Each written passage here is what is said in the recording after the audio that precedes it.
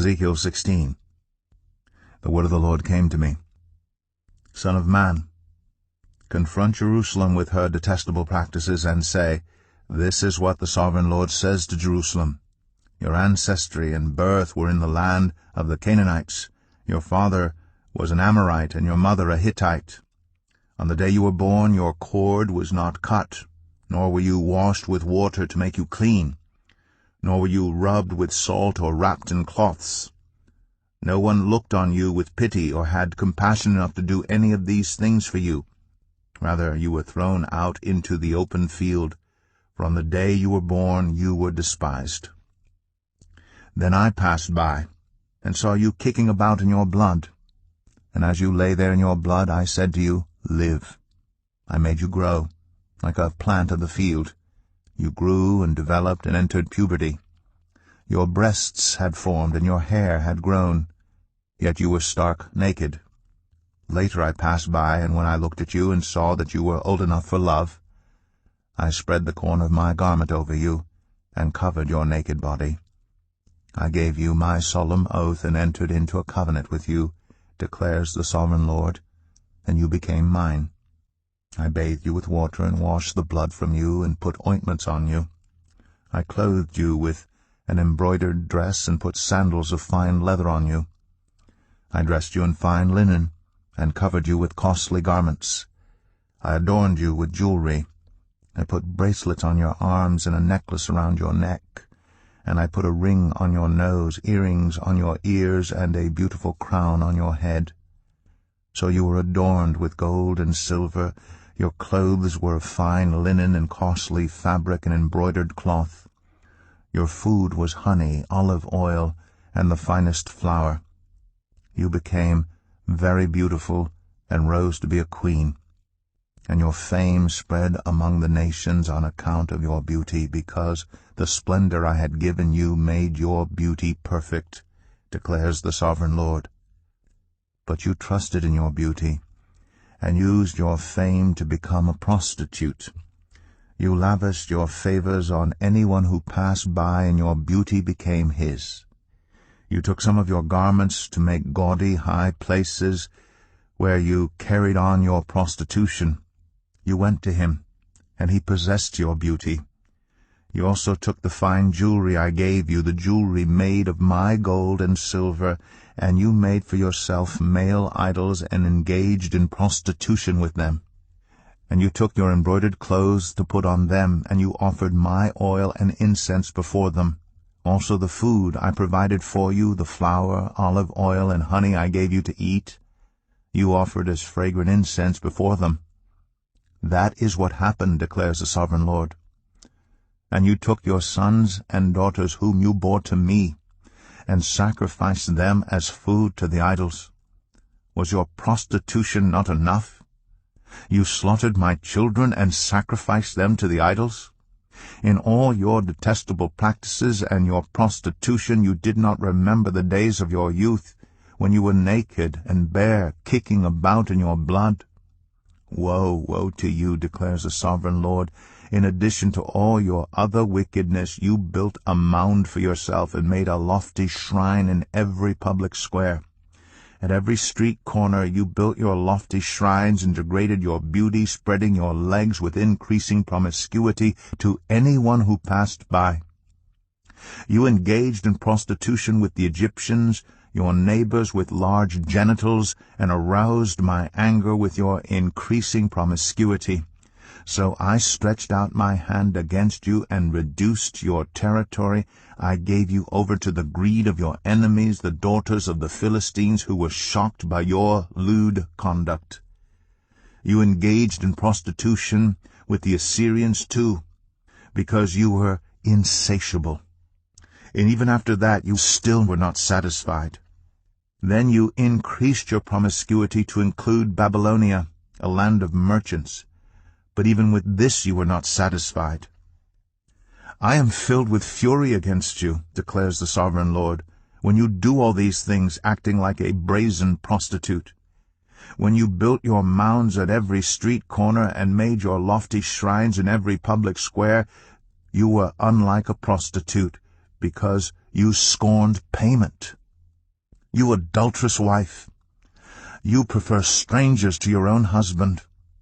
All prostitutes receive gifts, but you give gifts to all your lovers, bribing them to come to you from everywhere for your illicit favors. So in your prostitution you are the opposite of others. No one runs after you for your favors. You are the very opposite, for you give payment, and none is given to you. Therefore, you prostitute, hear the word of the Lord. This is what the Sovereign Lord says. Because you poured out your lust and exposed your naked body in your promiscuity with your lovers, and because of all your detestable idols, and because you gave them your children's blood, therefore I am going to gather all your lovers with whom you found pleasure, those you loved as well as those you hated. I will gather them against you from all around, and will strip you in front of them, and they will see you stark naked. I will sentence you to the punishment of women who commit adultery and who shed blood. I will bring on you the blood vengeance of my wrath and jealous anger. Then I will deliver you into the hands of your lovers, and they will tear down your mounds and destroy your lofty shrines. They will strip you of your clothes and take your fine jewelry and leave you stark naked. They will bring a mob against you, who will stone you and hack you to pieces with their swords. They will burn down your houses and inflict punishment on you in the sight of many women. I will put a stop to your prostitution, and you will no longer pay your lovers. Then my wrath against you will subside, and my jealous anger will turn away from you. I will be calm and no longer angry. Because you did not remember the days of your youth, but enraged me with all these things, I will surely bring down on your head what you have done, declares the Sovereign Lord. Did you not add lewdness to all your other detestable practices? Everyone who quotes Proverbs will quote this proverb about you, like mother, like daughter. You are a true daughter of your mother, who despised her husband and her children, and you are a true sister of your sisters, who despised their husbands and their children. Your mother was a Hittite, and your father an Amorite. Your older sister was Samaria, who lived to the north of you with her daughters, and your younger sister, who lived to the south of you with her daughters, was Sodom. You not only followed their ways and copied their detestable practices, but in all your ways you soon became more depraved than they. As surely as I live, declares the Sovereign Lord, your sister Sodom and her daughters never did what you and your daughters have done. Now this was the sin of your sister Sodom. She and her daughters were arrogant, overfed, and unconcerned. They did not help the poor and needy. They were haughty, and did detestable things before me. Therefore I did away with them, as you have seen. Samaria did not commit half the sins you did. You have done more detestable things than they, and have made your sisters seem righteous by all these things you have done. Bear your disgrace, for you have furnished some justification for your sisters, because your sins were more vile than theirs. They appear more righteous than you. So then, be ashamed and bear your disgrace, for you have made your sisters appear righteous. However, I will restore the fortunes of Sodom and her daughters, and of Samaria and her daughters, and your fortunes along with them, so that you may bear your disgrace and be ashamed of all you have done in giving them comfort. And your sisters, Sodom with her daughters, and Samaria with her daughters, will return to what they were before, and you and your daughters will return to what you were before. You would not even mention your sister Sodom in the day of your pride, before your wickedness was uncovered. Even so, you are now scorned by the daughters of Edom, and all her neighbors and the daughters of the Philistines, all those around you who despise you. You will bear the consequences of your lewdness and your detestable practices, declares the Lord. This is what the Sovereign Lord says. I will deal with you as you deserve, because you have despised my oath by breaking the covenant. Yet I will remember the covenant I made with you in the days of your youth, and I will establish an everlasting covenant with you, Then you will remember your ways and be ashamed when you receive your sisters, both those who are older than you and those who are younger. I will give them to you as daughters, but not on the basis of my covenant with you. So I will establish my covenant with you, and you will know that I am the Lord. Then, when I make atonement for you for all you have done, you will remember and be ashamed, and never again open your mouth because of your humiliation, declares the Sovereign Lord. Ezekiel 17. The word of the Lord came to me, Son of man, set forth an allegory, and tell it to the Israelites as a parable. Say to them, This is what the Sovereign Lord says.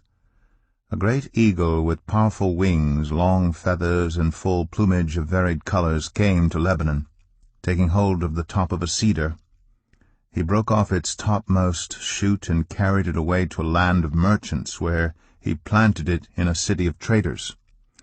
He took one of the seedlings of the land and put it in fertile soil. He planted it like a willow by abundant water, and it sprouted and became a low, spreading vine. Its branches turned toward him, but its roots remained under it. So it became a vine and produced branches and put out leafy boughs. But there was another great eagle with powerful wings and full plumage. The vine now sent out its roots toward him from the plot where it was planted, and stretched out its branches to him for water. It had been planted in good soil by abundant water, so that it would produce branches, bear fruit, and become a splendid vine. Say to them, This is what the Sovereign Lord says. Will it thrive? Will it not be uprooted and stripped of its fruit, so that it withers? All its new growth will wither. It will not take a strong arm or many people to pull it up by the roots. It has been planted, but will it thrive? Will it not wither completely when the east wind strikes it, wither away in the plot where it grew?